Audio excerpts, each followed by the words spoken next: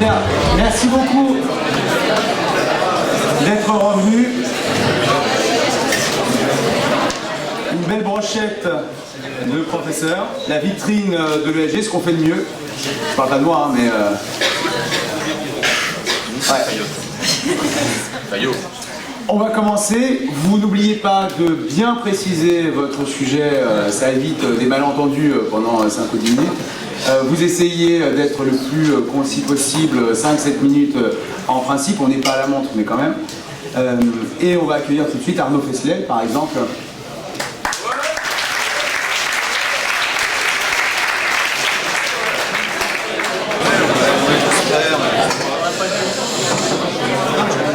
Allô.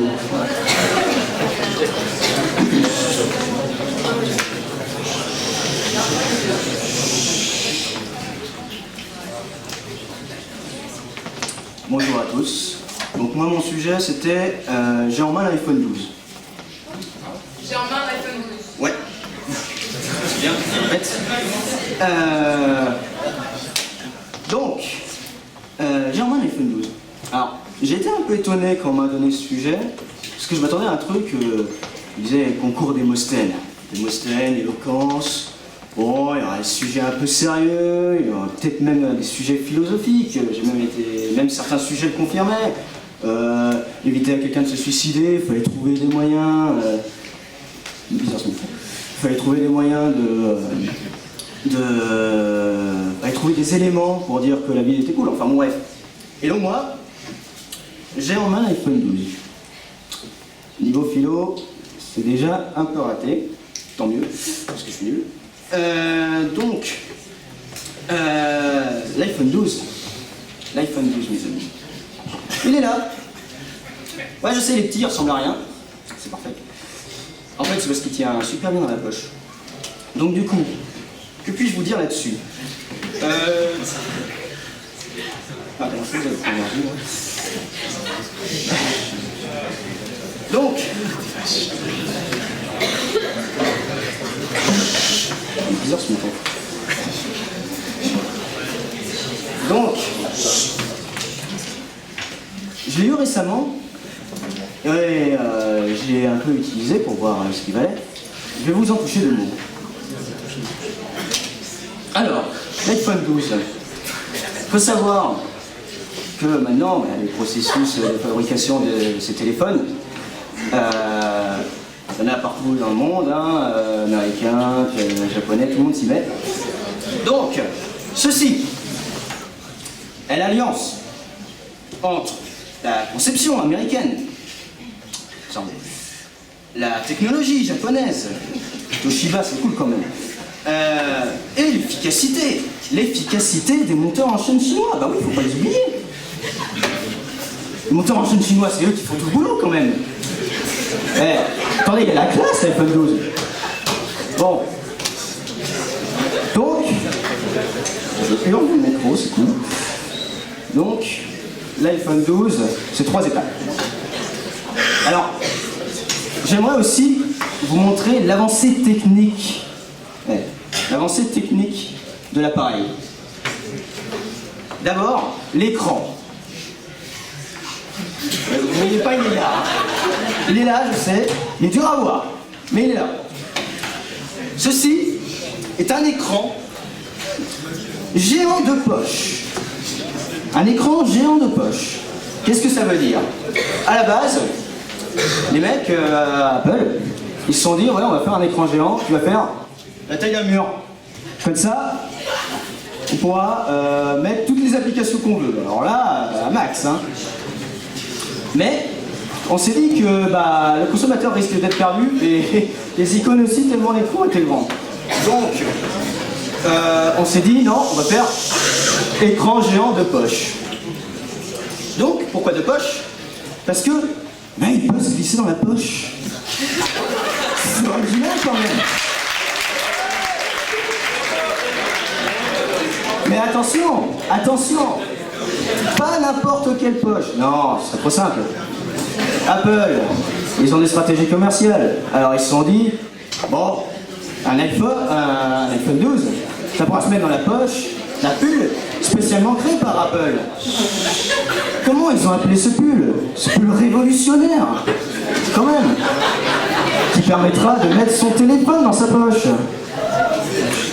Ils ont appelé ça, et là, je tiens à préciser, prononciation américaine, c'est obligé, ils ont appelé ça l'Apple.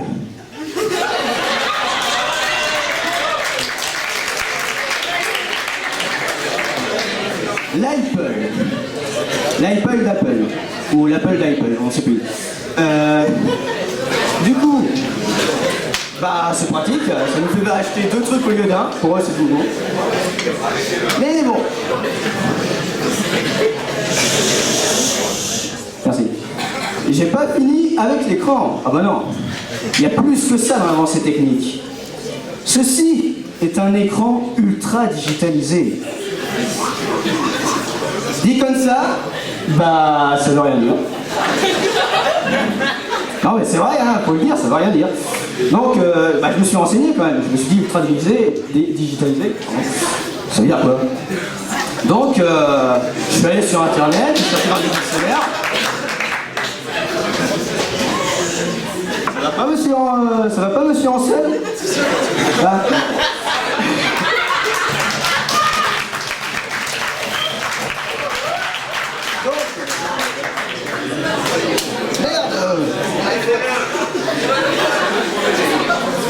C'est très digital.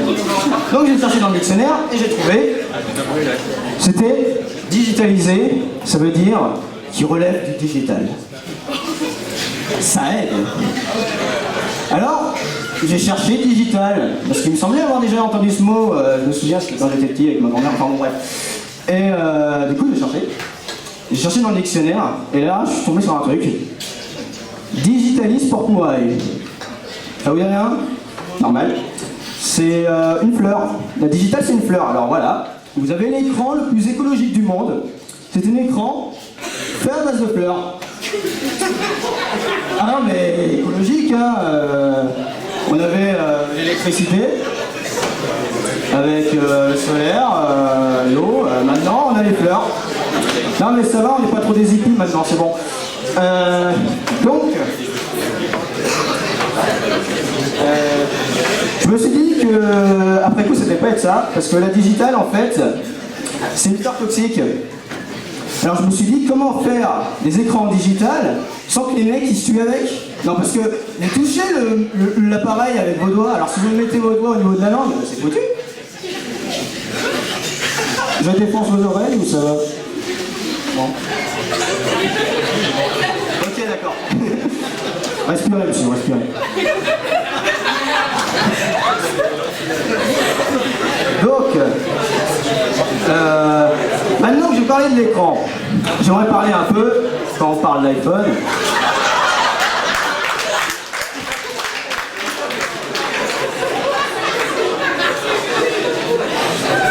j'aimerais parler d'applications. On rentre dans le vif du sujet. Attendez, les applications, je ne vais pas tous les faire, il y en a 394 386. Ça fait beaucoup. Donc, j'en ai choisi 2. Le GPS, tout d'abord, parce que le GPS est spécial. Le GPS est spécial. Le GPS, en fait, ce qui est cool, c'est que vous pouvez choisir votre langue, et quand vous choisissez la langue, en fait, vous choisissez l'industrie du pays qui a fait le GPS. Donc du coup, quand vous demandez langage anglais, vous avez le GPS qu'ils ont en Angleterre. Et il se trouve qu'il y a un certain bug. Faut pas aller sur le GPS américain. Faut pas aller sur le GPS américain. Ah d'accord. Faut pas aller sur le GPS américain parce que le GPS prend en compte tous les satellites. Mais vraiment tous les satellites, y compris les satellites qui sont à 300 millions de kilomètres de la Terre. Alors du coup, je peux vous dire que quand vous êtes sur l'autoroute, en train de conduire dans votre voiture, là, la petite Volvo tranquille, vous êtes sur l'autoroute, vous ne savez pas où vous êtes, vous regardez votre iPhone 12, et que l'iPhone 12 vous dit que vous êtes à 300 mètres sous la surface de Neptune, ça fait un petit problème proportionnel. proportions astronomiques quand même. Hein. Donc c'est pas possible. Et en plus, le temps que vous vous posez des questions, vous êtes un peu dans la lune. Donc,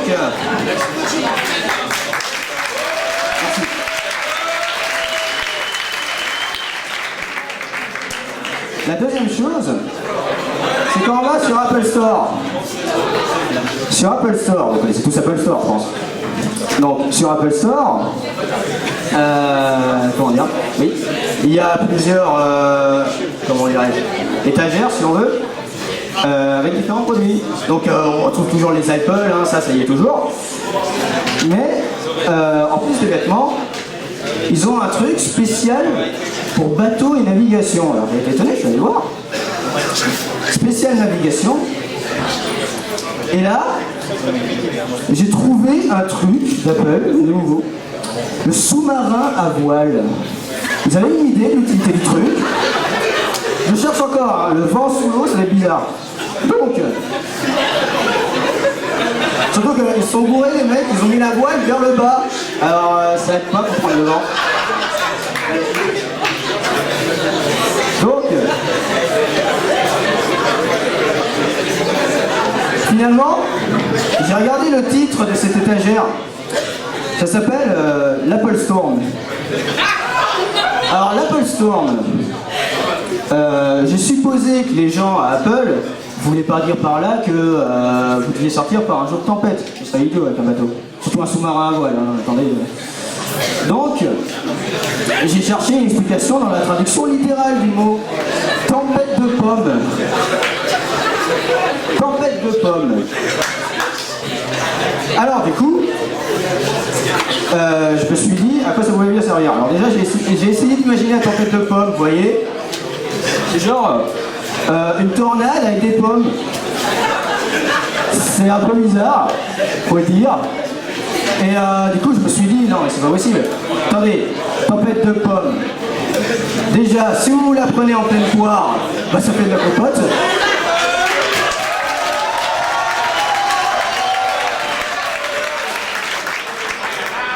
En plus, se prendre une pomme, c'est comme se prendre un marron, hein, ça fait le même effet. Et donc, tout ça pour dire que, honnêtement, ces histoires de tempête de pommes, j'en ai vu des vertes et des pas mûres.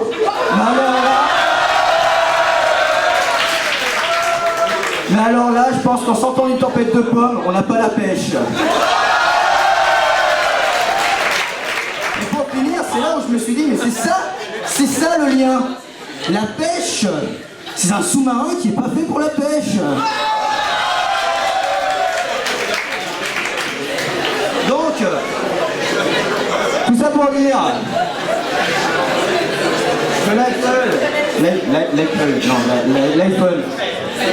que l'iPhone 12, honnêtement, il y a de bonnes choses, hein. C'est vrai, non mais vous pouvez toujours appeler, c'est pratique. D'ailleurs l'appel c'est marrant parce que il vous demande plein de choses. Il vous demande plein de choses. C'est 434 opérations avant de pouvoir appeler en fait. Vous pouvez choisir le timbre de voix, la langue, la sonnerie pour votre téléphone, la sonnerie pour en face. Donc bon voilà. Donc finalement, tout ça pour dire que je vous ai fait cette petite présentation sur l'iPhone pour que vous restiez connectés avec ce qui se passe dans le marketing d'Apple, que vous puissiez dire tout ça à vos relations, en particulier sur les réseaux sociaux. Et sur ce, je vous quitte en espérant qu'on restera sur le même longueur d'onde.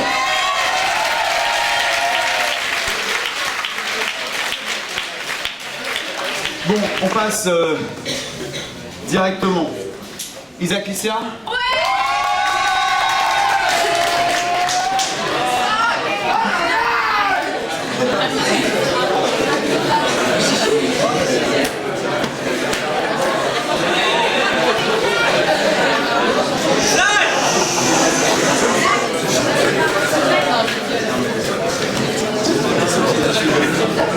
Bonjour. Bonjour. Merci. Alors moi c'est Isaac Lycéa. Donc de base je devais traiter le sujet Qu'est-ce que je fous là, qui est censé être une phrase d'Albert Einstein, à la base. Vous m'avez fait croire ça. Donc je vais commencer par un petit bonus culture G. Je vais citer une phrase d'un grand philosophe tunisien, Raphaël Srivi. Donc je suis arrivé au concours d'éloquence, je pensais que personne n'avait rien préparé, et au fur et à mesure que les gens passaient, je voyais qu'ils étaient tous prêts. Et là je me demandais qu'est-ce que je foutais là. Donc qu'est-ce que je fous là? C'est ce sujet que ces 3 personnes, ou un peu plus, que les 3 personnes ont décidé de mettre dans ce sac à pharmacie un peu bizarre. Donc j'ai eu une illumination cette semaine en voyant mon copain Srivi. On s'est tous demandé qu'est-ce qu'il foutait là, à se faire pousser par tout le monde. Ce sont les 3 personnels qui m'ont lancé dans mes recherches et qui m'ont donné ce peu d'inspiration. Donc j'aimerais bien comprendre comment ça vous est venu en tête. Si tu sais ça. Donc ça a tout venir dans un club échangiste un peu chelou. Parce que je sais qu'il y en a, ils en faut plus pour vous arrêter à vous. Ouais, je me permets, il fallait qu'accepter l'invitation quand je vous ai proposé de venir manger le couscous de ma grand-mère. Donc cette question, je me la suis posée pas plus tard qu'hier. J'étais détente avec des copains dans un concours de lancer de nains, donc jusqu'ici rien d'anormal. Et je me suis dit que qu'est-ce que je foutais là? Je devrais être chez moi travailler ce concours un peu bizarre. Ouais, il est bizarre ce concours quand même. Hein. Ceux qui ont écrit ce sujet, vous allez me dire, vous êtes pas seuls dans vos têtes. C'est bizarre vos sujets. Vas-y. Donc, il y a quand même un psychopathe qui s'est dit pourquoi pas donner ce sujet pourri. Et moi j'étais assez bête pour accepter. Bon, maintenant je me retrouve face à vous, un peu comme un con, à raconter pas mal de conneries. Donc pour être un peu plus sérieux, c'est une question... Cette question, je l'ai déjà tous posée au moins une fois, dans une soirée un peu relou, dans une école où on se situe en plein milieu d'une cité, ou même dans 200 personnes un peu cheloues. Donc j'ai une citation. C'est bien possible que nous puissions faire des choses meilleures que Jésus, car ce qui est écrit, celui dans la Bible, est poétiquement embelli. A dit Albert Einstein en 1943. Certes, ça n'a strictement rien à voir dans le sujet, mais j'avais envie de le dire. Donc...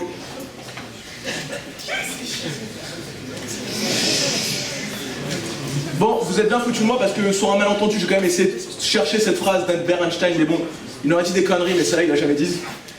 Donc c'est pas gentil, déjà. Bon, je vais arrêter. Bon, excusez-moi pour Non, si, pour toutes ces grossièretés. C'est l'air salutation. Je m'en vais. Au revoir.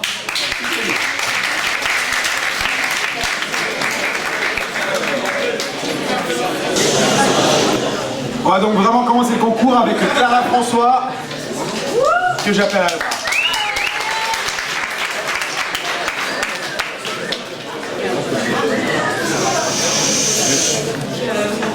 Donc mon sujet c'est Jean-Luc Pichard, domicilié à Neuilly-sur-Seine et docteur en droit romain, se lance dans le rap hardcore, il vous engage comme agent artistique.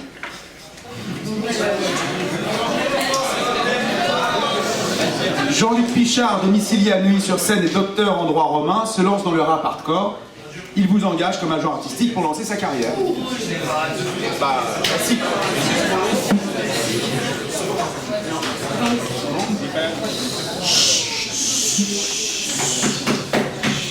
Donc si je suis ici aujourd'hui, c'est parce que mon cher ami Stéphane Mancel a voulu que je vienne vous raconter comment j'ai réussi à révéler un grand artiste au monde, enfin la France.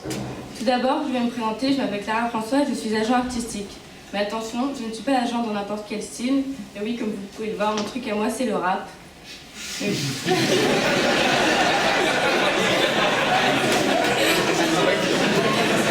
Mais pas n'importe quel rap plutôt hardcore, vous voyez, genre bien trash. Enfin bref, ma carrière plutôt impressionnante, je dois le dire, va vous faire comprendre. Par où commencer? J'ai connu tellement de rappeurs profonds dans ma vie, enfin dans ma carrière. Mon préféré reste encore Bazooka, de son prénom Fatal. Avec lui, on a fait vraiment du bon boulot. On a mis du temps à trouver le titre qui ferait décoller sa carrière, mais un jour, je me rappelle parfaitement, c'était quelques jours avant Noël, Fatal arrive dans mon bureau avec une magnifique cagoule orange, et là je lui dis « Oh Fatal, mon petit Bazooka, fous ta cagoule !» Voilà le titre, et oui je sais, c'était très grand. Sinon, je m'occupe aussi de la fouine. Non, vous voyez pas, vous savez le mec là avec sa petite barbichette. Ah voilà. Bref, j'adore réaliser ces interviews où il n'hésite pas à s'exprimer, et c'est justement ce que j'aime chez mes artistes. Mais bon, je ne dis pas oui à tout le monde, évidemment. Un jour, un jeune assidu se pointe à mon bureau et me demande de l'aider à le lancer. Mais j'ai du flair pour reconnaître les bons artistes, et lui, je ne me sentais pas trop. Mais j'ai laissé se présenter, je me souviens même pas de son nom, un truc du genre I am the name. Ah non, pardon, Eminem. Enfin bref. Enfin, toujours est-il que j'ai suivi mon instinct et que je l'ai refusé. Je pense avoir bien fait, honnêtement. Personne n'a entendu parler de lui, il est sûrement en prison aujourd'hui. En juillet, j'ai eu la chance de travailler avec un grand groupe de rappeurs avec des textes très trash et hardcore. J'ai eu un vrai coup de cœur pour ces beaux inconnus qui vivent chacun dans 3 ghettos très difficiles, Auteuil, Neuilly et Passy. Vous les connaissez sûrement. Mais pour être un bon agent artistique, il faut concilier sa carrière et sa vie privée. Donc j'ai 35 ans, je vis à Saint-Germain-en-Laye avec 2 enfants, Hippolyte et Marie-Constance. Le seul problème, c'est mon mari, Xavier, expert comptable, il est juste insupportable à vivre. C'est pour ça que je me noie dans le hardcore. Donc, il y a environ un mois, Stéphane Nancel me présente un de ses amis, Jean-Luc Pichard, docteur en droit romain. On parle plusieurs heures, puis il m'a confié un de ses plus grands rêves, il veut se lancer dans le rap hardcore. Il me demande donc d'être son agent. Je dis bon, qui vivra verra. Et après un premier rendez-vous, il m'a bluffé avec ses blagues hyper drôles sur les Romains en jupette. Je me suis dit que c'était le moment d'innover dans le rap hardcore, mais le rap d'antiquité, vous voyez, genre une belle innovation. De plus, Jean-Luc mène une vie difficile, donc il y a des messages à faire passer. Et oui, le pauvre, il vit à Neuilly-sur-Seine, une grande zone de non-droit. Le compte, c'est qu'il vit à côté de l'unique McDo, le rendez-vous des racailles neuilliennes. Vous voyez ce que je veux dire. En plus, c'est la ville de Sarko, donc carrément au ghetto. C'est un bon Jean-Luc. Il y a 2 jours, on a cherché son nom de scène, et oui, Jean-Luc Pichard, c'est pas ouf. Donc on a trouvé, et il m'a proposé Pichoui. J'ai dit, bah allez, pourquoi pas. J'ai même déjà trouvé une date. Bon, on cherchait un lieu assez ennuyant où d'habitude il ne se passe pas grand-chose afin de faire le buzz. Donc Pichouille se produira lundi pour la première fois à 15h30 pendant le cours d'information et médias.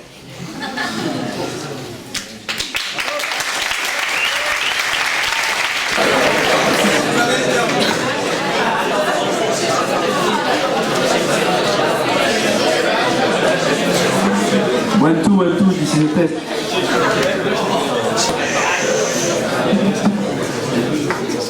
Bonjour à tous. J'ai été très surpris en recevant mon sujet. En effet, après avoir vu passer comme sujet le string, ou bien j'ai envie de me mettre nu, ou encore je suis François Lafargue, je m'attendais à quelque chose d'aussi déjanté. Résultat, sujet 33, pourquoi Dieu ne peut-il pas être un homme ou une femme? Imaginez un instant, si Dieu était un homme, il serait macho, menteur, frimeur, bordélique, immature, de mauvaise foi, obsédé. Récemment, les femmes ont manifesté en déclarant « Dieu est une femme ». C'est pas possible non plus, c'est pas possible. Dieu ne peut pas être une femme. Sinon il serait sensible, romantique, indécis, il serait jaloux, dépensier, hystérique.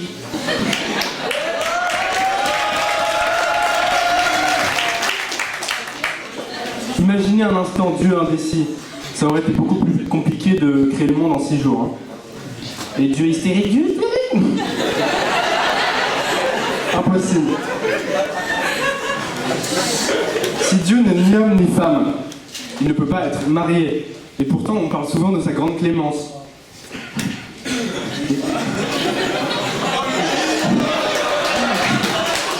C'est drôle.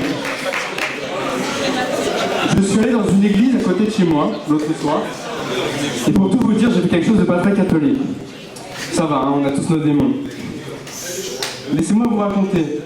Je ne suis pas allé pour prier, je ne suis pas allé pour admirer l'architecture, mais simplement pour observer la croix. Mais sur la croix était attaché quelqu'un. Je me suis dit, c'est bizarre, il y a un truc qui cloche. Je me suis adressé à un père, je me souviens plus de son nom, c'était le Père Lafargue ou Perturbé, je me souviens plus, c'est...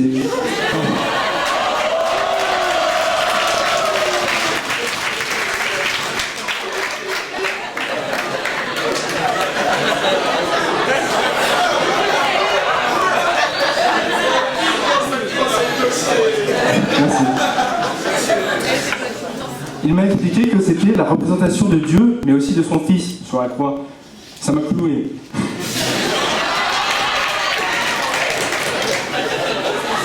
Un fils, donc de sexe masculin, et pourtant Dieu n'est ni homme ni femme. Je suis sorti perdu, puis j'ai fait comme Coluche, j'ai fait une croix sur Dieu. Au final, je suis d'accord avec Woody Allen quand il dit « Je ne sais pas si Dieu existe, mais s'il existe, j'espère qu'il a une bonne excuse. » Merci.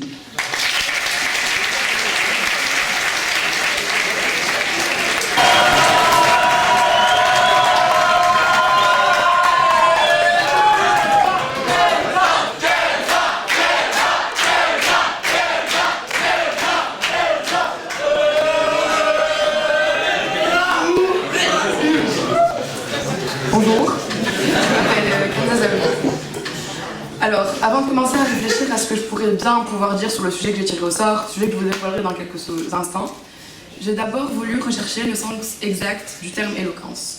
Et à l'issue d'actives recherches, enfin Wikipédia, j'ai trouvé ceci: l'art, le talent de bien parler, l'aptitude à s'exprimer avec aisance, la capacité d'émouvoir, de persuader par la parole. Et puis directement, je me suis dit qu'en fait...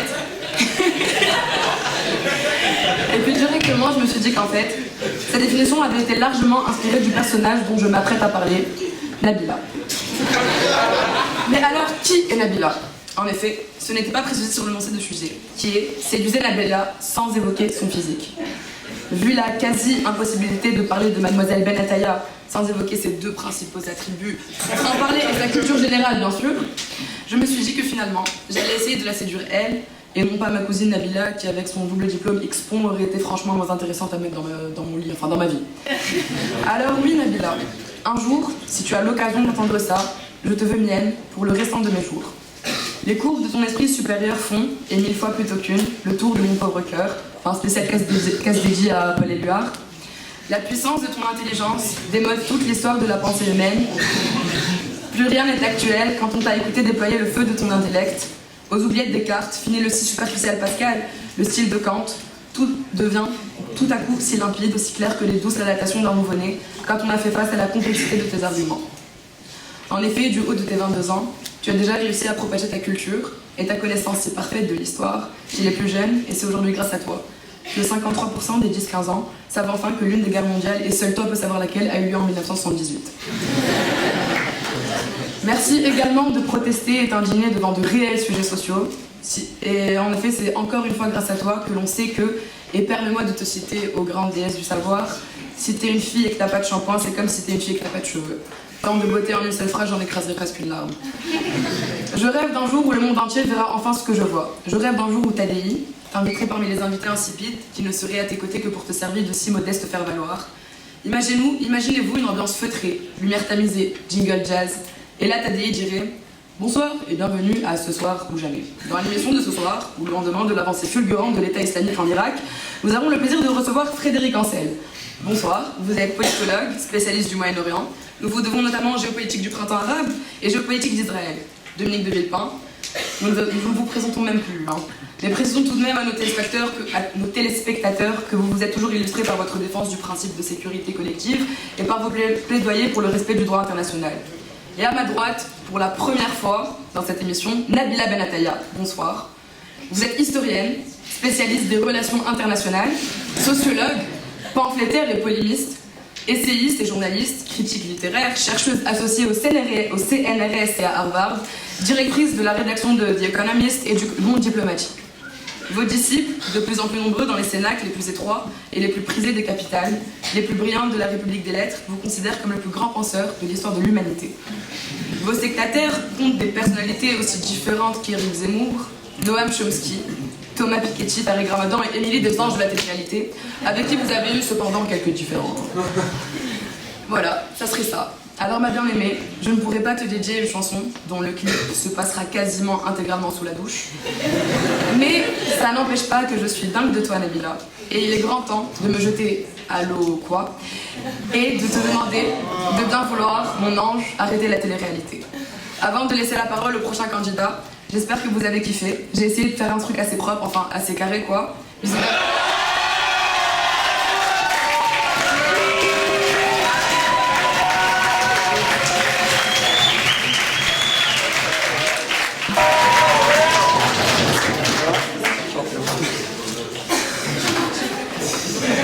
Vous m'entendez là?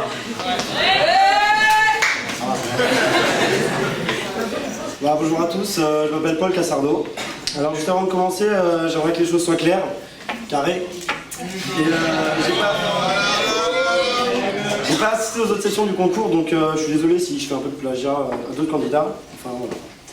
Donc pour commencer, parlons du sujet. Vous défendez Dracula dans un procès pour meurtre. Alors déjà ça commence bien. Dans un procès pour meurtre, là je me dis que j'aurais peut-être dû éviter de me faire virer de mon cours de droit avec acte de barbarie. Bon là je me suis dit ok, c'est du monsieur Lafargue tout craché, un bon truc de barbare qui va me retourner le cerveau.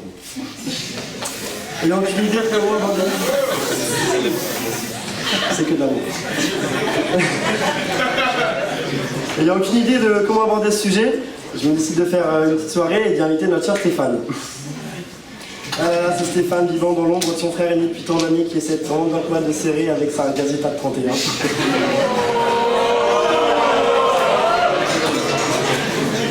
Bon, venons-en à ce cher Dracula, un vampire qui doit avoir du sang humain pour vivre. Un bon gros sadomaso en fait, comme par hasard. Le hasard n'existe pas. Donc Dracula, mon client, est accusé pour meurtre avec acte de barbarie. Premièrement, mon client est mort. Qu'attendez-vous de lui? S'il a auparavant tué des hommes car c'est un besoin vital pour lui, devrions-nous l'empêcher de vivre? Qui sommes-nous pour juger qui peut vivre ou non? Laissez un peu les morts tranquilles et occupez-vous des meurtriers de notre époque, si possible des personnages non fictifs. Quelle idée de vouloir organiser un procès d'un mort, sans famille, sans aucune tuile.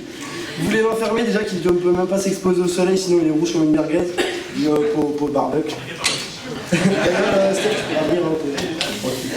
De plus, si vous voulez le placer en prison, c'est complètement absurde de votre part, parce qu'ils sont au milieu de plein de croix. Imaginez, c'est comme si Stéphane Ansel était au milieu d'un harem, ou encore un Fredo avec une réincarnation de peuple Tutsi. En gros, avec ça, c'était là. Pour revenir à mon client, il ne ferait que tuer d'autres hommes, ainsi il faut le laisser en liberté. Il n'y a rien à dire sur ce sujet de mort, hein, franchement. Bon. Les vampires, c'est vraiment plus ce que c'était. C'était tout blanc, surtout que les films étaient en noir et blanc, et on les voyait à peine dans ton écran. Quand il y avait de la couleur, j'ai... Putain, j'arrive pas à lire. C'est fort de dire des conneries. Le genre de beaux gosses qui se lavent tous les dents à la Robert Pattinson ou autre Yann Somalder. Calmez-vous les filles, ils sont pas là, hein, mais souvenez-vous à notre belle brochette ici. Maintenant, elles ont le droit à un petit suçon, t'as le droit de mettre les dents, elles finissent dans ton lit, enfin quand tu arrives, comme quoi les rôles s'inversent. Où va le monde? Dracula a vraiment pas de chance, déjà qu'il est mort. En plus, vous voulez l'inculper, laissez-le le pauvre, déjà qu'il a jamais pu serrer comme ces nouveaux vampires de nos jours.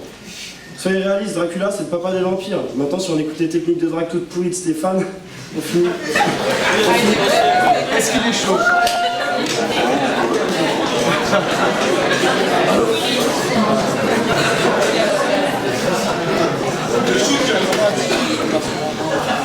Alors bonjour à tous, et j'ai eu l'immense honneur de tirer comme sujet « Vous êtes Monsieur Lafargue ».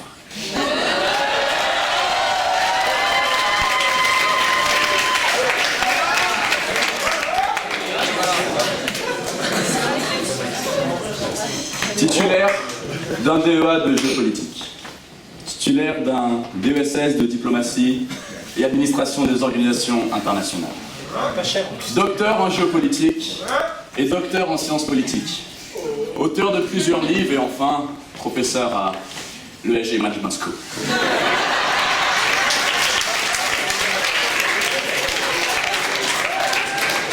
Faire une énumération des différentes étapes de mon parcours à proprement parler serait quelque chose de très éprouvant, et afin de ne pas perdre la plupart de mon bal de victoire, nous allons changer de sujet, parlons d'un tout autre sujet. Nous allons parler jeunes, nous allons parler PlayStation.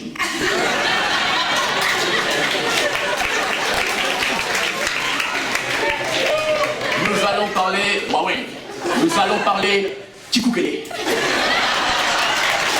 Vous l'avez compris mes amis, parlons China. Ah mon Dieu, The China. Comme elle est belle cette Chine, l'avenir du monde, le futur leader. Ce n'est pas sans avoir essayé de faire comprendre à tous mes jeunes étudiants l'importance qu'a la Chine de nos jours. Après tout, savez-vous qu'il y ait 8 chances sur 10 pour que votre futur patron soit chinois? Après tout, Napoléon Bonaparte n'avait-il pas dit « Lorsque la Chine s'éveillera, le monde tremblera » Mao Tse-tung, Hua Guofeng, Deng Xiaoping, Xi Jinping. C'est à peine si cette jeunesse sait de quoi on parle. Et encore, c'est la peine si cette jeunesse sait placer la Chine sur une carte.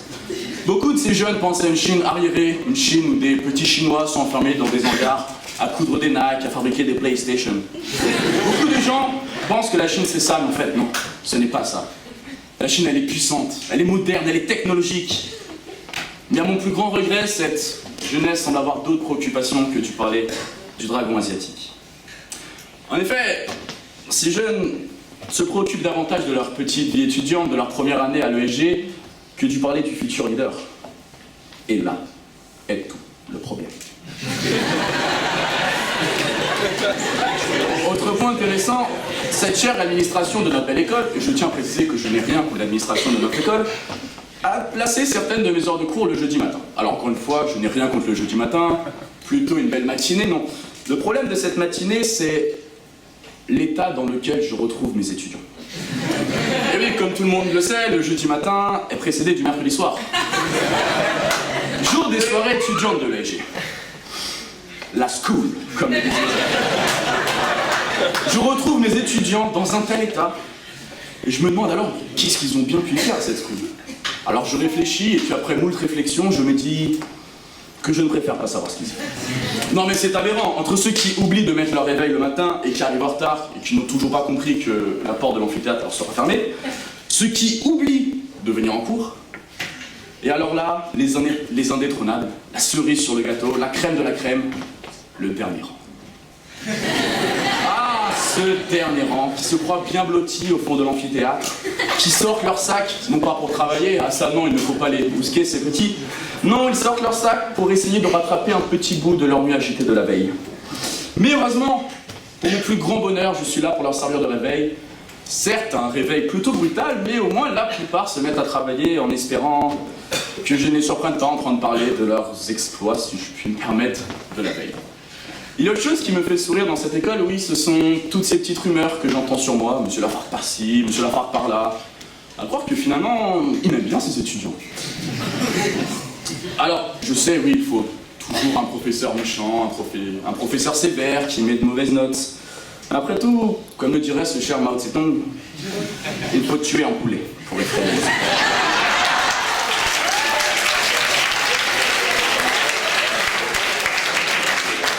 Chacun a un livre de pensée, on n'est pas en Chine ici. Mais pour moi, il y a une et une seule chose qui m'importe. Non, ce n'est pas de pourrir toutes vos notes du semestre, non. Il y a autre chose de plus important pour moi. C'est bien votre réussite à tous. Et en effet, quel plus grand bonheur que de recroiser mes étudiants 5-10 ans plus tard, dans la rue, qui me disent « Oh, Monsieur Lafargue, comment allez-vous ?» et qui me racontent leur futur, leur nouvelle rencontre professionnelle, leur nouveau cadre de vie. Quel bonheur. Alors forcément, il n'y a pas de secret, tout réside dans le travail, dans le gongzo. Alors messieurs, ne faites pas le concours de... Et mesdemoiselles, ne faites pas le concours de celui qui aura le plus de succès le soir en discothèque, non. Je sais pas, tenter de quelque chose de plus hard, un vrai challenge. Essayez pourquoi pas de faire le concours de celui qui s'endort en dernier dans mon amphithéâtre ou celui qui collectionne le plus de notes au-dessus de la moyenne. Voilà, quelque chose d'intéressant. Enfin, au-dessus de 7, ça sera déjà pas mal, hein, pour la moyenne, on verra après. Je vais me permettre de citer un prêtre et penseur de notre époque. Félicité Robert de Lamennais avait dit « Le travail est partout, et la souffrance est partout. Seulement, il y a des travaux stériles et des travaux féconds. Des souffrances infâmes et des souffrances glorieuses. Il n'y a pas de secret, vous êtes dans une excellente école de commerce, vous avez d'excellents professeurs, vous avez toutes les chances pour réussir. Je vous ai laissé toutes les clés en main. Lisez le plan de cours, apprenez la méthodologie, apprenez ma méthodologie, achetez mon livre. Certaines personnes rêvent de succès, tandis que d'autres se réveillent et travaillent dur. Cette phrase résume parfaitement ma philosophie. Maintenant, comme je l'ai dit, c'est à vous de jouer. Sur ce, mesdames et messieurs, il ne me reste plus que quelques instants pour conclure. Et après une phrase très brève, en vous remerciant, c'était Monsieur Lafargue.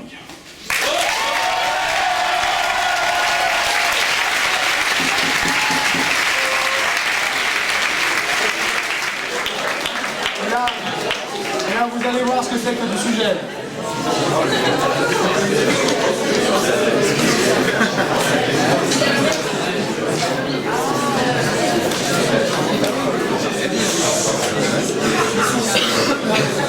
Bonjour, je me présente, Marc Mouchou, première année, bisu en émancipation. Je représente cet après-midi avec d'autres camarades la classe 6. Je suis désolé, il y a d'autres prépubères qui se cachent, mais ils ont dû aller manger. Je suis vraiment désolé. Donc, je vais me présenter, français, élève de Monsieur Lafargue et des frères Ansel.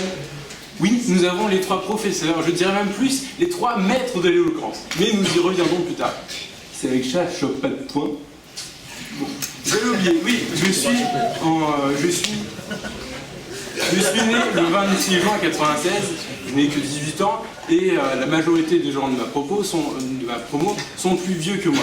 Donc non, je n'ai pas 26 ans, on le fait 8 fois, et déposer mes gamins à la crèche avant de venir. Alors laissez-moi mes jeunes années avant de devenir un vieux coulant. Je voulais dire, avant que les années de sagesse ne m'atteignent. Point en plus. Revenons-en au sujet. Feriez-vous zoom zoom zeng dans votre Benz Benz Benz?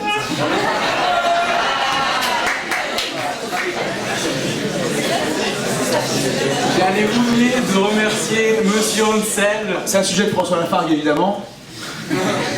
Tous les jurés, mais spécialement Monsieur Hansel d'avoir fait ce concours et de m'avoir permis d'être là parmi vous avec ce sujet. C'est un plaisir, vraiment. Qui a écrit cette question? Je ne sais pas. Non, mais c'est pas la peine de me répondre, je sais déjà qui c'est. Et ça en dit long sur le personnage. Dis-moi qui tu écoutes et je te dirai qui tu es. Je ne désigne personne, suivez juste mon regard. Car oui, il s'agit bien des paroles d'une chanson pour les arguments. Je peux diffuser? Parce que... Ouais, non, mais... Charles Aznavour.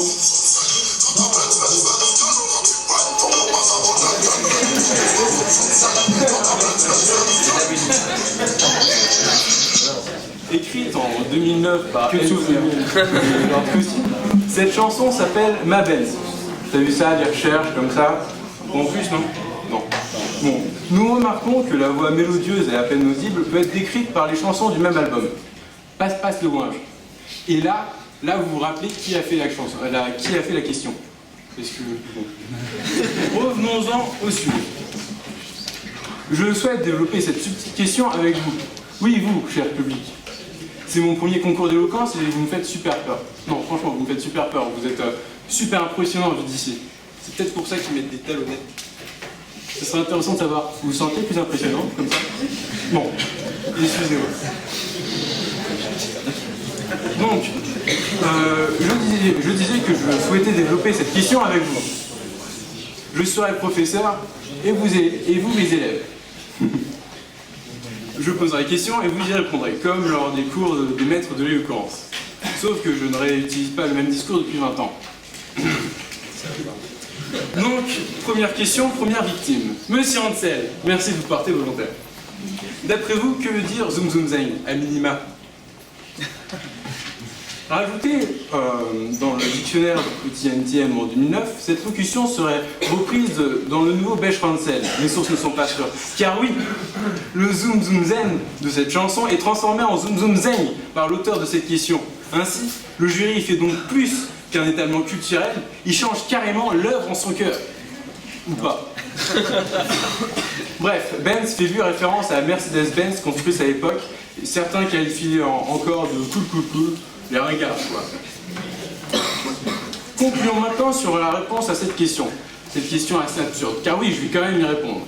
Quelqu'un a-t-il une réponse à donner? Là, celui qui dort. Non? Non, je dors pas. Ok. Monsieur Afari? Bon.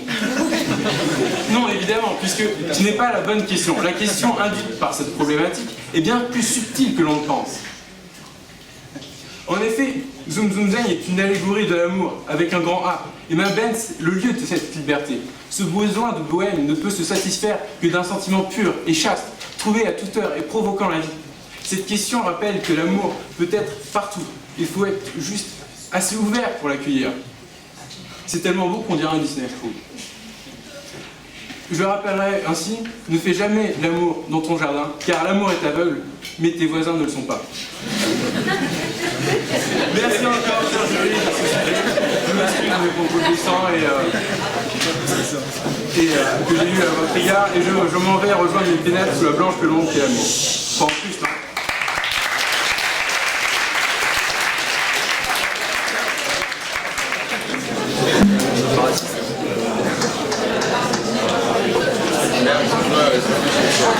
Bonjour à tous. Bonjour à tous. Alors voilà, je suis content d'être là. Alors mon sujet c'est votre VDM, vie de merde, a été élu Grand Prix de la Tristesse 2014. Voilà. Alors, je vais un peu vous raconter ma vie. je vais un peu faire l'apologie de ce que je vis tous les jours. Donc aujourd'hui je me réveille plus tôt parce que je n'arrivais pas à dormir. Je vais devant ma glace comme tout le monde, je me lave le visage et là je vois que le bouton d'acné que j'avais explosé la veille a réapparu. Le salaud.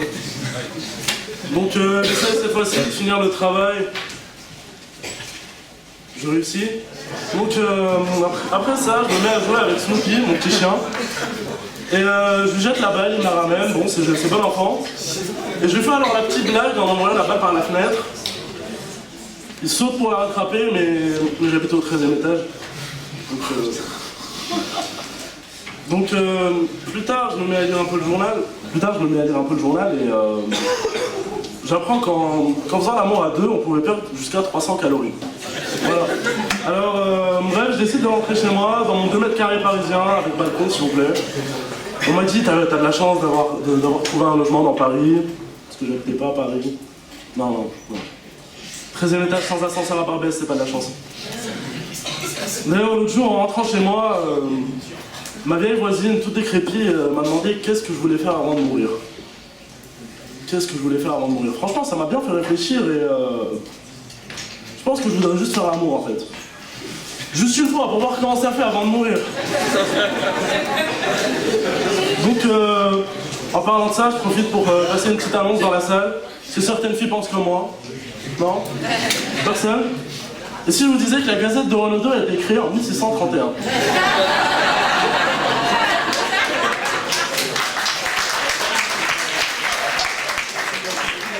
Toujours personne?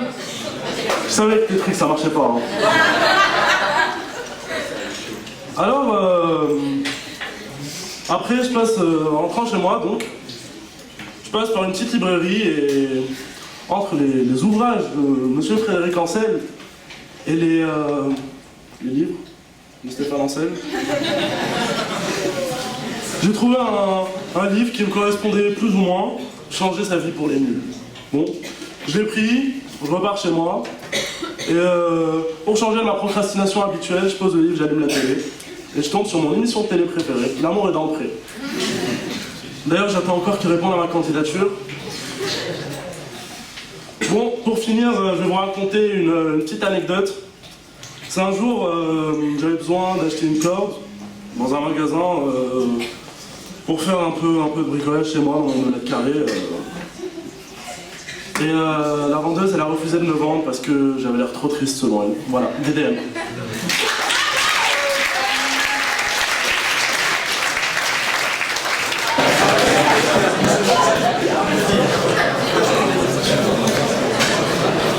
Bonjour, déjà merci à tous d'être là, hein. Ça fait plaisir d'avoir un public tout à fait désintéressé comme ça. Je lis la passion de l'éloquence sur tous les visages. Bref, moi mon sujet c'est préparer votre valise pour Mars. Alors pourquoi ce sujet? C'est aussi la question que je me suis posée quand j'ai déplié mon bout de papier sous le regard perfide de mon cher professeur d'info et médias. En effet, comme vous tous, si je suis venue à l'ESG Management School, c'est tout d'abord parce qu'elle m'a accepté, c'est à cause de son prestige académique, de sa proximité avec le monde de l'entreprise, mais c'est particulièrement pour la qualité de son corps professoral. L'élite d'éminents chercheurs qui publient des articles dans de grandes revues économiques, des personnes de sciences et de lettres qui inspirent chez nous tous l'envie, mais surtout le plus profond des respects. Vous imaginez donc ma surprise lorsqu'en dépliant mon bout de papier, je vois « Préparez votre valise pour Mars ». Sérieusement, vous étiez dans quel état quand vous avez pensé à mon sujet? La devise de l'ESG, c'est savoir être pour agir avec sens. Avec sens. Vous voulez pas que je prépare mon sac à dos pour ma randonnée à 2 licornes aussi? Parce que je vous comprends, hein, moi aussi j'ai des pensées assez profondes de temps en temps, mais en général ça passe quoi. Je me dis pas, tiens, ça mérite réflexion. Je pense que je vais le présenter au concours Démosthène. Franchement, heureusement que vous faites pas les sujets du bac de philo. Hein.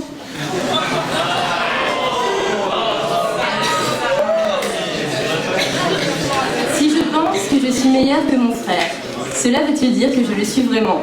Vous appuierez sur l'œuvre de Descartes, vous avez 4 heures. Bon, pour en revenir à la découverte de mon sujet, au début, je ne savais pas trop quoi en penser, puis rapidement, les idées sont mises à fuser dans ma tête. Je me suis mise à imaginer toutes les choses fantastiques que j'allais pouvoir vous raconter et non, j'avais aucune inspiration. Puis franchement, personne n'aime faire sa valise quoi. C'est le truc le plus chiant dans un voyage, à part peut-être le fait de devoir la défaire. Donc du coup, je suis rentrée chez moi en me demandant pourquoi j'étais inscrite à ce concours et en me demandant quel était le sens de ma vie. Comme toute personne normale dans ce cas-là, je vais sur Facebook et je fais défiler mon fil d'actualité. Et là, j'ai vu que dans les sujets, il y avait « Vous êtes François Lafargue ». D'abord, je me suis foutue de la gueule de mon camarade en imaginant sa tête quand il a lu son sujet. Ensuite, je me suis dit que le mien était peut-être pas si mal que ça.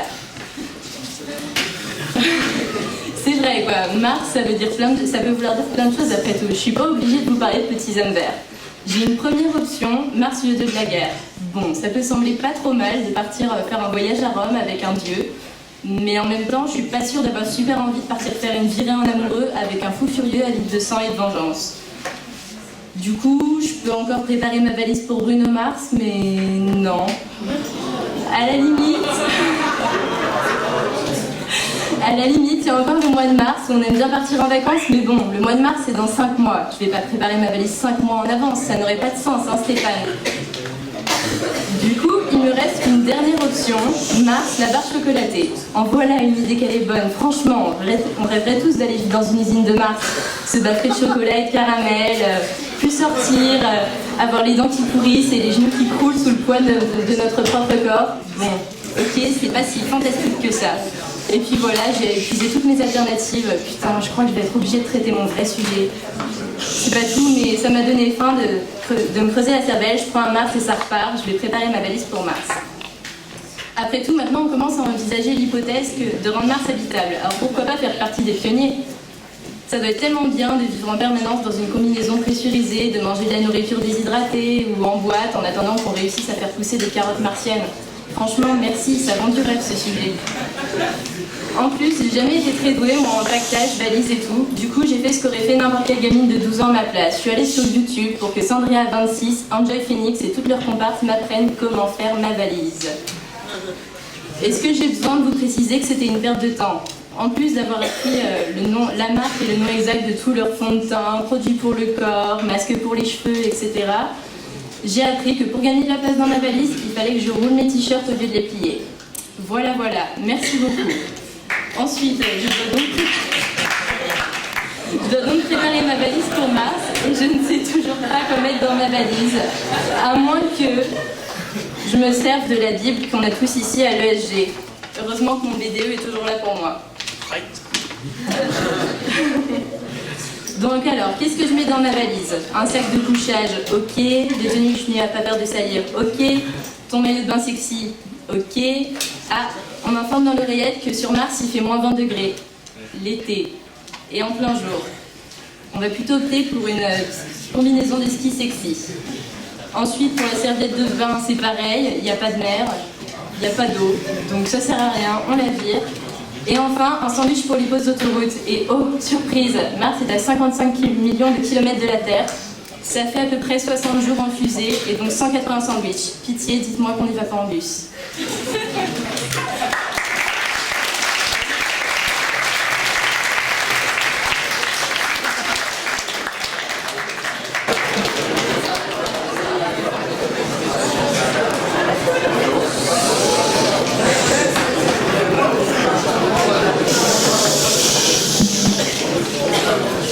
C'est un sujet qui nous concerne tous. J'aimerais vous poser la question, choisiriez-vous la chèvre ou le chou ? Tout d'abord, je tiens du fond du cœur à ne pas remercier celui qui a placé ce sujet dans la pochette. Et dire que pour moi, ce sujet est un véritable challenge. Je me suis posé la question, qu'aurait dit Démosthène à propos du choix entre une chèvre et un chou? Démosthène, 4e siècle avant Jésus-Christ, et j'ai découvert que, un homme grec, j'ai découvert que pour les Grecs, la chèvre représentait une divinité. Qu'est-ce que peut bien représenter une chèvre pour un homme? Un animal stupide, qui produit peu de lait, moins pratique que la vache. Je le sais, j'ai des vaches à 20 mètres de chez moi. Utilité vraiment quelconque. Mais il est quand même assez incroyable de se rendre compte que pour bon nombre de civilisations, la chèvre a un symbole. En Inde, et la chèvre est considérée comme une divinité associée au tonnerre, comme en Chine, comme au Tibet. Utilité nulle. C'est pas pour vous raconter toute la vie de la chèvre que je suis venu, c'est pour aussi vous parler de la vie du chou. Le chou. Je pense que ça va vous intéresser, car pour les Grecs, à nouveau, le chou permet de mieux absorber l'alcool pendant les soirées. C'est pas très glamour de se compter avec un chou pour la soirée d'intégration ou pour les soirées ou pour les schools, mais on ne sait jamais, ça peut servir si vous devez rentrer en voiture. Bon, ça ne nous avance pas à grand chose. Choisir la chèvre ou le chou. En repensant à la citation, choisir c'est renoncer. Il n'y a pas grand chose à sacrifier en renonçant soit à la chèvre soit au chou.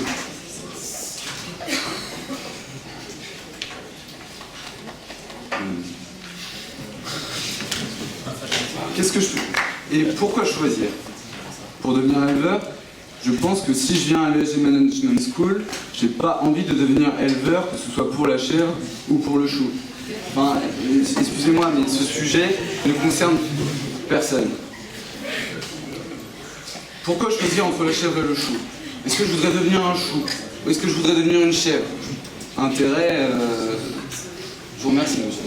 C'est pas drôle.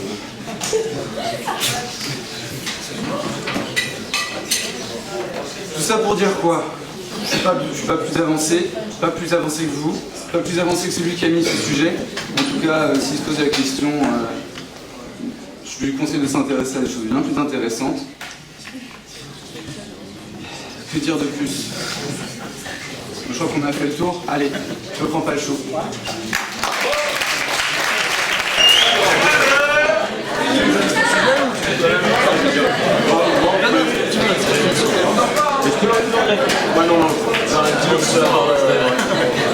Alors, c'est bon, vous m'entendez tous? Donc alors bonjour à tous, donc mon sujet c'était je suis philatéliste, aquariophile et président de l'association Geek 2000 Melun Nord et je suis en speed dating. Donc pour information, philatéliste c'est ceux qui collectionnent les timbres. Spock. Je suis tellement content d'être à ce speed dating. Alors je me prénomine Kart. Ouais, Kart, Mario Kart.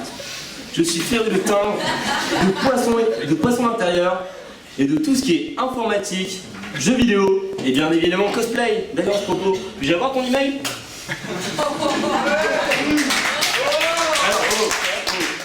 Alors, j'ai 29 ans et je vis toujours chez ma maman. Je n'ai encore jamais trouvé l'amour, mais c'est peut-être le bonjour. Maurice, tu pousses le bouchon un petit peu loin. Non mais enfin, je ne suis pas timbré ni alcoolisé, j'ai juste besoin d'être aimé. Excusez-moi, mais vous ne seriez pas Ariel? Car vous ressemblez franchement à la petite sirène. Trêve de galéjade et d'aguichage. Je ne vais pas vous le cacher, mais j'ai 3 fiertés. Oui, on pourrait croire le contraire. Qu'est-ce donc? Ce ne sont pas des choses quelconques. Tout d'abord, je suis le président de l'association Geek 2000 Melun Nord. Je te crève de douille.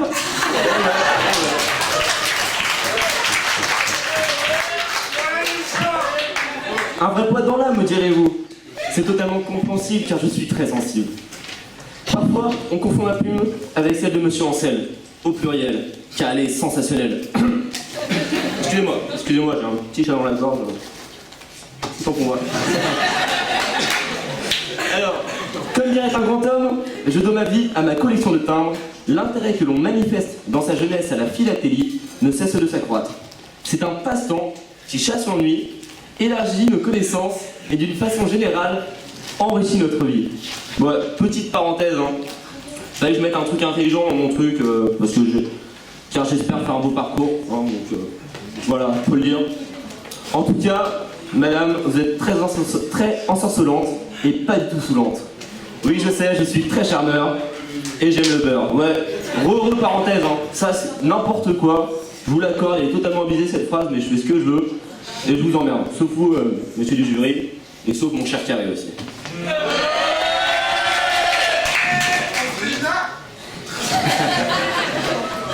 Quand je vous vois, je n'ai plus de voix.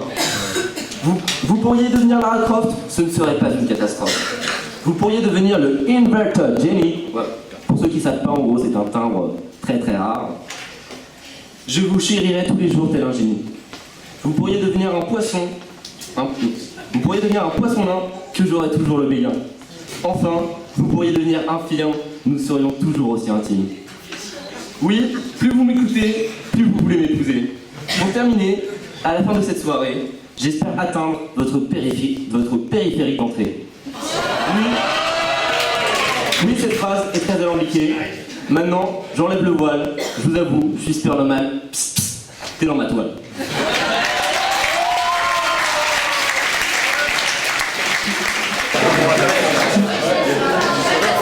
Alors bonjour à tous, vous m'entendez bien?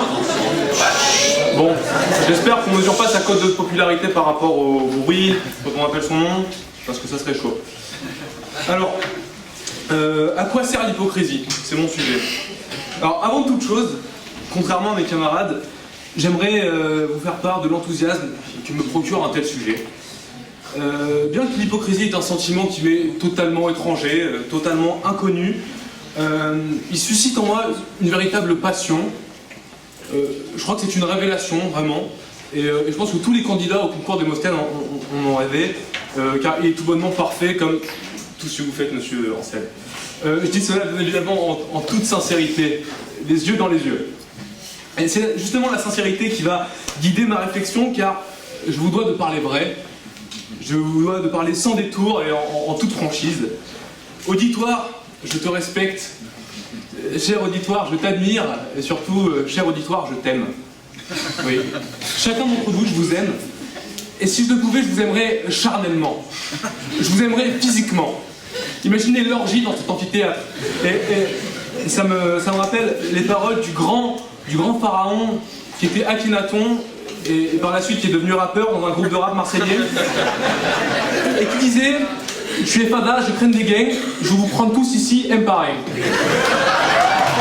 C'est ce que j'aimerais faire, vous prendre tous ici un par un. Alors, il y a l'accent, on reconnaît l'accent égyptien bien évidemment. Hein. Alors, je vous dis cela en toute sincérité, encore une fois, les yeux dans les yeux. Il y a beaucoup de perdus, ça veut dire. Car aujourd'hui, je vous dirai la vérité. Toute la vérité et rien que la vérité. Alors, c'est pourquoi j'ai amené avec moi cet évangile. Hein, voilà. Et je vais jurer, solennellement, de ne point mentir et de ne pas faire preuve d'hypocrisie. Alors, c'est l'occasion de vous parler un petit peu de Jésus. J'ai un de mes camarades qui a déjà parlé de religion, mais ça tombe très bien. Alors, on est en école de commerce, alors on s'intéresse souvent à l'aspect, à la réussite professionnelle de l'homme, qui est indéniable. Hein. Il a lancé quand même sa boîte il y a 2000 ans, elle est toujours là. Hein. Multinationale, présente sur 5 continents, 1 milliard de clients, un siège social que tout le monde connaît en plein cœur de Rome. Non, c'est balèze. Mais on va s'intéresser plutôt à la pugnacité de l'homme. Et il n'a jamais cessé d'y croire, même quand tout le monde lui disait « Jésus t'es naze, arrête ». Ah, ça c'est fait. À quoi sert l'hypocrisie donc? Alors, comme je disais, ce sujet est tout à fait brillant, mais il me laisse perplexe. Je vous demande de vous arrêter. Alors, l'hypocrisie est un sujet brillant, mais il me laisse perplexe car moi-même, je n'ai jamais fait preuve d'hypocrisie, je n'ai jamais menti, et à bien y réfléchir, je crois même que je n'ai jamais commis le moindre péché. Sincèrement, jamais. Ou peut-être si, une fois, à l'âge de 8 ans, je me rappelle, comme tous les dimanches, j'étais à la messe, et j'ai accepté l'hostie que me tendait le père Mathieu, alors qu'à l'époque, je n'avais pas encore réalisé ma première communion.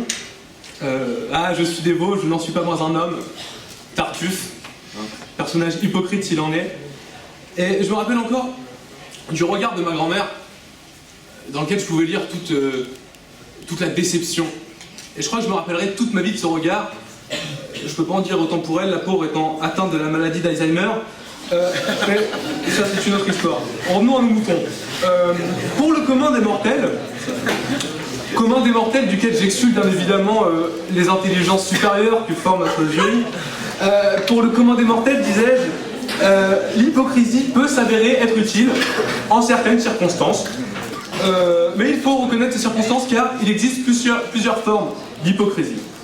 Alors, totalement, l'hypocrisie, premièrement, pardon, l'hypocrisie charitable, ou l'hypocrisie de pitié. Alors, on a tous, dans notre classe, cette personne dont on a accepté la demande d'amis sur Facebook par pure générosité. Si cela vous ne dit rien, c'est que généralement vous êtes cette personne. Alors, ensuite, très pratique, et c'est sans doute la plus courante et la plus banale, c'est l'hypocrisie de politesse. Alors, il y a plusieurs exemples. Par exemple, lorsqu'on est dans une réunion familiale et que une vieille peau vient vous voir en disant « Oh, mais comme tu as grandi, tu te rappelles de moi ?» Oui, comment ça va, madame? Un petit truc inventé par Jacques Chirac, quand on ne se rappelle pas du nom d'une personne. Ça peut être très embarrassant, on est dans la rue, ah ça va et tout. On est sûr de connaître cette personne, on l'a déjà vue, mais on ne se rappelle pas son nom, on n'arrive pas à le remettre. Alors on dit bonjour, et là il va dire Laurent.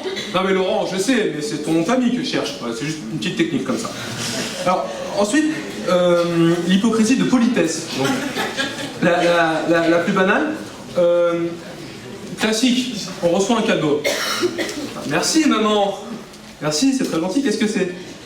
Bah, ouvre-le, tu verras. Bah oui, je l'ouvre. C'est peut-être une machine à café SNCO, je ne sais pas. Alors, on ouvre le livre. On aurait dû faire un papier cadeau quand même beaucoup plus sympa. Et oh, mais comment t'as su? Comment t'as... C'est dingue. C'est incroyable. On en a tous rêvé. Géopolitique du printemps arabe de Frédéric Ancel. Merci. Incroyable. Donc là, vous voyez, l'horoscope. Notre mère est persuadée d'avoir couché dans le lit, de vous avoir fait un cadeau magnifique, et tout le monde est content. Alors ensuite, pour finir, il y a l'hypocrisie diplomatique. Alors, l'hypocrisie diplomatique, c'est de loin la plus technique. C'est de loin la plus technique et la plus périlleuse. C'est un art. C'est une performance d'équilibriste. Et le moindre faux pas, c'est la chute. Elle peut entraîner une 3e guerre mondiale, si elle est mal utilisée. Alors, cette hypocrisie, c'est celle qu'on utilise lorsqu'on avance en terrain miné, lorsqu'on avance en milieu hostile. Alors, comment l'utiliser? C'est très simple. Par exemple, lorsqu'on doit répondre à la question « Chérie, tu trouves pas que j'ai un peu grossi ?» Alors là, tout le mec... Merci, c'est gentil. Ça, hypocrisie de politesse, typiquement. Tu rigoles, ce n'est pas drôle, ça me fait plaisir.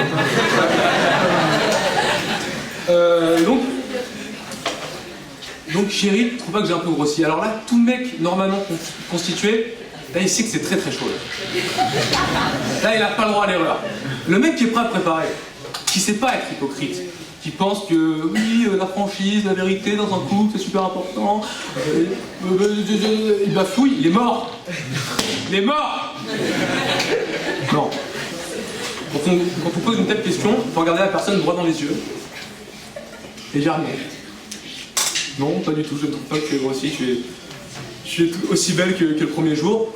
Mais évidemment, il ne suffit pas de nier en bloc pour se sortir de la situation. Il va falloir argumenter, il va falloir improviser. Alors elle est contente. Quoi, non, c'est vrai, tu trouves pas, mais quand même, quand je me pèse sur ma balance, il y a 25 kilos en plus. Alors bon, comme diraient les grands criminels, notamment Jacques Mérine, il ne faut jamais faire confiance à une balance. Jamais. Et on se démonte pas. Non, mais faut pas faire confiance à une balance. Et puis tu sais ce que c'est quand on est à court d'arguments, on invoque la théorie du complot. On en a parlé ce matin. La théorie du complot. Non, tu sais ce que je pense? Je pense que tu n'as pas grossi d'1 gramme. Je pense que cette balance a été truquée. Parfaitement. Par les Illuminati, qui possèdent le marché des coupes fins et de Weight Watchers. C'est pour ça, c'est pour te faire consommer leurs produits qu'ils ont truqué ta balance. Ça marche à tous les coups. Alors, pour conclure, je voudrais attirer votre attention sur le fait que l'hypocrisie, c'est une connotation extrêmement péjorative. Dans nos esprits, généralement, c'est associé au mensonge, à la tromperie, à la fourberie. Mais quoi de plus hypocrite que de dire cela? Car, mis à part moi, tout le monde est hypocrite. Tout le monde.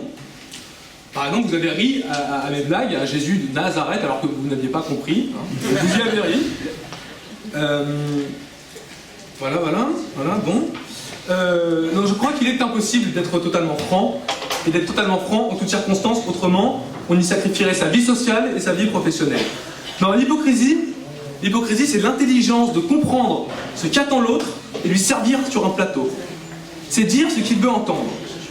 L'hypocrisie, en fait, en un sens, c'est la démagogie poussée à l'extrême. Alors, ça c'était la fin, je trouvais ça vraiment naze comme chute. Alors je vais profiter de cette tribune qui m'est offerte pour présenter le plus sincèrement du monde mes excuses plates à Monsieur Lafargue, qui m'a repris tout à l'heure en cours, alors que je parlais avec mon camarade Samuel Bokera. Alors, les yeux dans les yeux, monsieur, je m'excuse, le plus sincèrement du monde. J'ai juré sur l'évangile. Merci, c'est gentil, une seconde. Et quelle que soit la punition que j'ai offrée, je pense qu'elle sera bien en deçà de ce que je mérite, car rien n'égalera jamais la culpabilité que j'éprouve. Merci.